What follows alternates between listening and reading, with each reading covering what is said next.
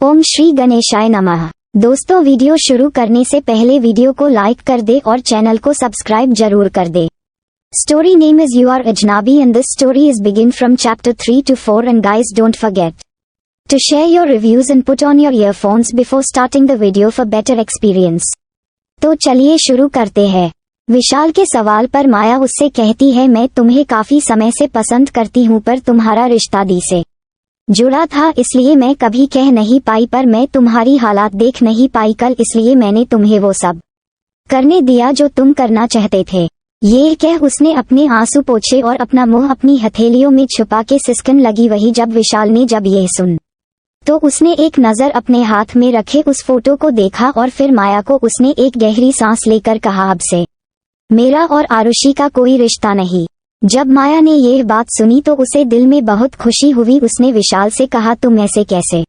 विशाल ने उसके आंसू पोंछे और कहा, जिस तरह उसने मुझे ठुकरा दिया उसी तरह मैं भी उसे अपनी जिंदगी से निकाल फेंकता हूँ। विशाल की बातों में आरुषि के लिए नफरत साफ झलक दिख रही थी, जिसे महसूस कर माया की खुशी पल पल बढ़ रही थी।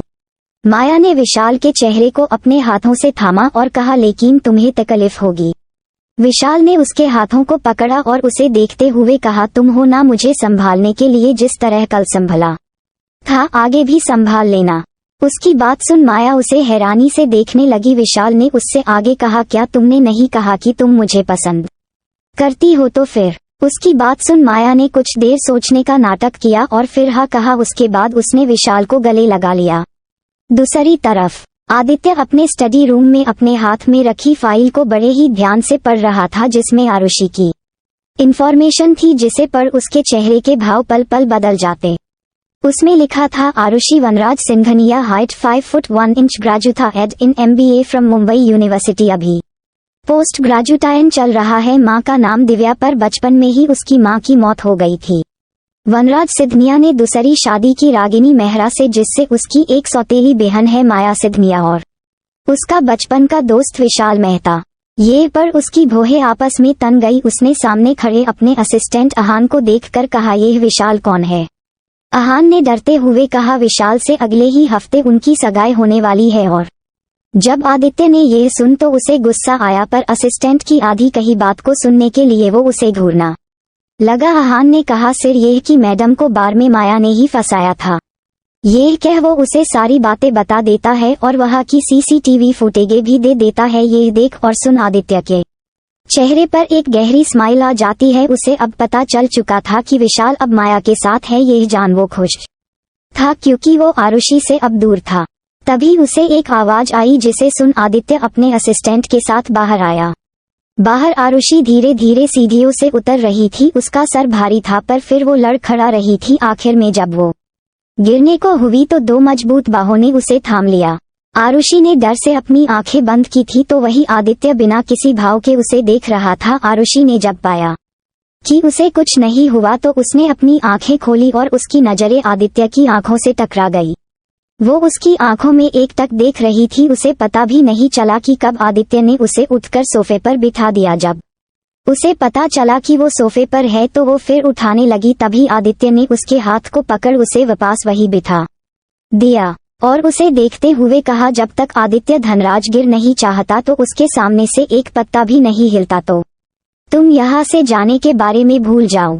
ये कह उसने पीछे एक नौकर को इशारा किया तो उस नौकर ने जल्दी से नींबू पानी लाकर टेबल पर आरुषि के सामने रख दिया। तो वही आरुषि आदित्य को अपनी घबराई नजारों से देखने लगी। उसका नाम ही उसे डराने के लिए काफी था। आखिर आदित्य धनराज गिर को कौन नहीं जानता? धनराज गिर इंडस्ट्री का मालिक, जिसके नाम पूरे एशिया में राज करता है, पर किसी ने उसे आज तक देखा नहीं। बस कुछ ही लोग हैं जिसने आदित्य धनराज गिर को देखा था। आरुषि को यकीन नहीं आ रहा था कि उसके सामने बैठा शख्स आदित्य है जिसे वो देख रही है, पर उसके पास यह सब सोचने का वक्त नहीं था। उसे तो यह जानना था कि वो यहाँ आई कैसे। विशाल कहाँ है? वो उसे ढूंढ रहा होगा, उसके घर वाले परेशान होंगे। ये सब सोच वो उससे बोली, मुझे अपने घर जाना है। उसकी आवाज थोड़ी डरी हुई थी पर बहुत प्यारी थी, जिसे सुन आदित्य ने कहा, इसे पियो। ये कह उसने वो नींबू पानी उसे पकड़ दिया। आरुषि ने ना चाहते हुए भी वो ग्लास पकड़ा। आखिरकार आदित्य ने उसे ये दिया था। वो उसे देख ही डर गई थी। उसने नींबू पानी का सिप लिया और हिम्मत कर उसने आदित्य से पूछा, मैं यहाँ कैसे आई? आदित्य समझ रहा था उसकी घबराहट को। उसने आहान को देखा तो आहान ने आगे आकर उसे अब कुछ बताया, जिसे जानकर आरुषि को यकीन नहीं हुआ। वो ये बात जानती थी कि माया उससे नफरत करती है, पर उसने उसे ड्रग देकर बदला लेने की कोशिश की, इस बात की उसे उम्मीद नहीं थी।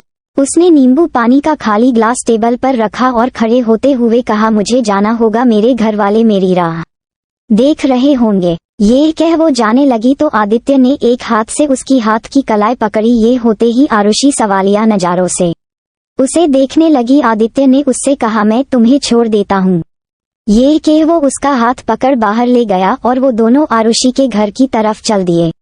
आरुषि का घर का माहौल बहुत ही गंभीर था। सोफे पर विशाल और माया चुपचाप बैठे थे तो वही वनराज बहुत ही गुस्से में यहाँ वहाँ टहल रहे थे। तो वही रागिनी सोफे के बगल में खड़ी थी, वो भी गुस्से में लग रही थी। रागिनी ने कहा, मैं तो हमेशा आरुषि को अपनी बच्ची की तरह पाला, पर उस लड़की ने खानदान की इज्जत की बिल्कुल भी परवाह नहीं की। अब पता नहीं कहाँ अपना मुंह काला कर रही होगी। उनकी बात सुन वनराज, जो भी तक यहाँ वहाँ टहल रहे थे, वो अपनी जगह रुक गए। उन्होंने टेबल पर रखे उन तस्वीरों को देखा। यह वही तस्वीर थी जिसमें आरुषि को आदित्य ने अपनी गोद में उठाया था। बार में पार्टी लाइट डीम होने के वजह से आदित्य का चेहरा साफ नहीं दिख रहा था, पर इतना पता चल रहा था कि जरूर वो कोई बड़ा आदमी है। वनराज जी ने जब सारी बातें माया के मुंह से सुनी तो उन्हें विश्वास नहीं हुआ, पर ये तस्वीरें देख उन्हें यकीन हो गया। उन्हें अब आरुषि से नफरत होने लगी थी। उन्होंने कहा, अगले हफ्ते में विशाल की साथ उसकी सगाई थी, पर अब यह सब परेशानी में उन्होंने अपने सर पर हाथ रख लिया और बोले, अब मैं लोगों को क्या बोलूंगा, कैसे बताऊंगा सगाई टूटने की वजह। उनकी बात सुन विजय अपनी जगह से खड़ा हुआ और बोला, अंकल आपको ये सगाई तोड़ने की कोई जरूरत नहीं है। सगाई जिस दिन तय की गई थी वो उसी दिन होगी। उसकी बात सुन सब उसकी ओर देखने लगे। वनराज ने कहा, बेटा कैसे बात कर रही हो तुम, और तुम्हारी परिवार की इज्जत का क्या होगा? तभी रागिनी ने कहा, हाँ बेटा वनराज सही कह रहे हैं। तभी विशाल ने कहा, अंकल आप चिंता मत कीजिए, इसमें किसी की बदनामी नहीं होगी अगर आप। ये कह उन दोनों को देखने लगा। तभी रागिनी ने कहा, अगर क्या बेटा? विशाल ने हिम्मत कर कहा, अगर आप मेरी माया की सगाई करवा दे तो सब ठीक हो जाएगा। उसकी बात सुन वो दोनों उसे हैरानी से देखने लगे। तभी रागिनी ने एक नजर माया को देखा, जो शातिर मुस्कान के साथ उसे ही देख रही थी। वो सब समझ गई। रागिनी जी ने वनराज की तरफ देखा, वो काफी सोच में दिखाई दे रहे थे। तभी रागिनी ने वनराज को वहां से दूर ले जाते हुए कहा, आप सोच क्या रहे हैं? विशाल ठीक कह रहा है, अगर ऐसा करने से इस परिवार की और विशाल के परिवार की इज्जत बच रही है तो ऐसा करने में गलत क्या है?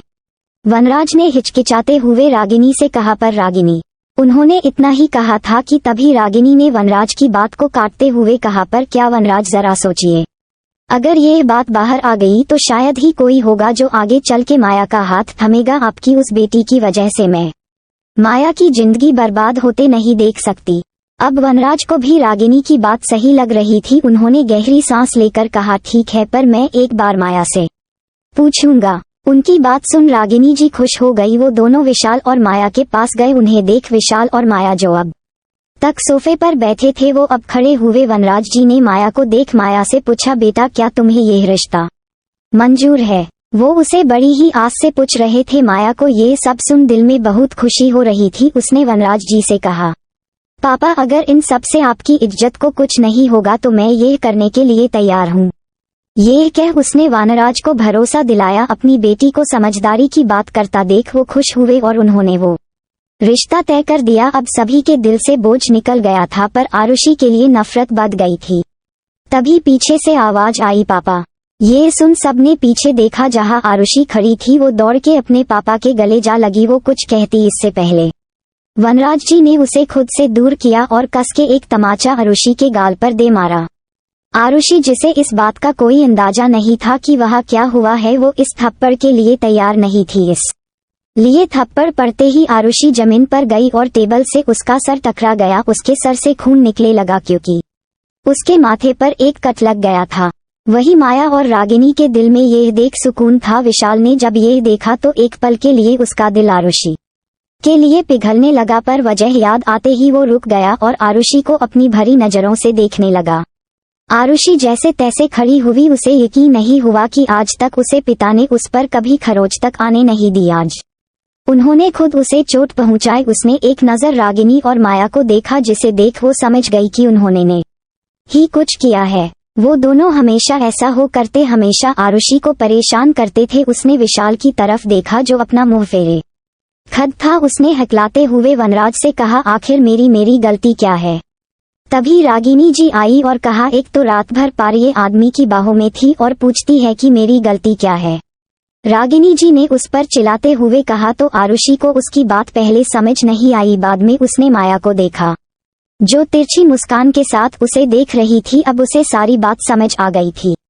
उसने वनराज से कहा, पापा ऐसा नहीं जैसा आप सोच रहे हैं वो मैं। वनराज ने उसे गुस्से से कहा, मत कहो मुझे पापा, तुम ये हक खो चुकी हो। आज के बाद मेरी जिंदगी में तुम्हारी कोई जगह नहीं है। मेरी सिर्फ एक ही बेटी है, माया। अभी कहानी जारी रहेगी। So don't forget to share your review and comment your best part of an story. और अगर आपने अभी तक हमारे चैनल को सब्सक्राइब नहीं किया तो कृपया इसे सब्सक्राइब करें और बेल आइकन पर क्लिक करें ताकि आप हमारी नई कहानी पहले पा सके। And if you like my story so comments your feelings with heart emoji. तो मिलते हैं नेक्स्ट वीडियो, तब तक के लिए राधे राधे।